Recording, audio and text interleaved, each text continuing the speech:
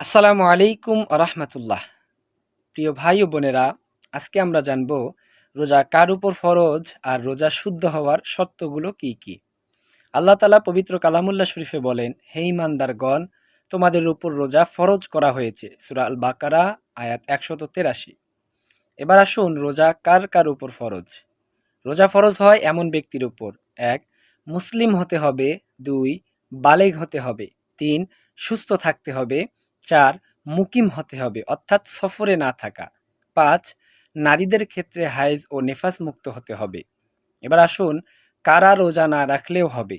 ১. অসুস্থ ব্যক্তি। ২. সফররত ব্যক্তি। ৩.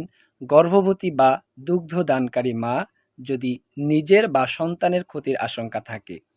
৪. অতিরিক্ত বৃদ্ধ ব্যক্তি, যারা আর রোজা রাখতে সক্ষম নন। এদের ক্ষেত্রে পরে কাজা বা ফিদিয়া দিতে হবে অবস্থা ভেদে। এবার আসুন, রোজা শুদ্ধ হওয়ার শর্ত: ১. নিয়ত থাকতে হবে। ২. ফজর থেকে মাগরিব পর্যন্ত পানাহার ও স্ত্রী সহবাস থেকে বিরত থাকতে হবে। ৩. ইচ্ছাকৃতভাবে কিছু খাওয়া বা পান করা যাবে না, কেননা রাসূলুল্লাহ সাল্লাল্লাহু আলাইহি সাল্লাম বলেছেন, যে ব্যক্তি মিথ্যা কথা ও মন্দ কাজ ত্যাগ করল না, তার শুধু না খেয়ে থাকার মধ্যে আল্লাহর কোনো প্রয়োজন নেই। সহিহ বুখারী। তাই ভাই ও বোনেরা, রোজা শুধু পেটের না, চোখেরও রোজা আছে, কানেরও রোজা আছে, জিহ্বারও রোজা রয়েছে। আমাদের পুরো শরীরকে আমাদের গুনাহ থেকে বাঁচতে হবে।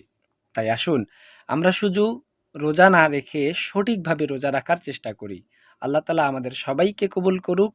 আমিন।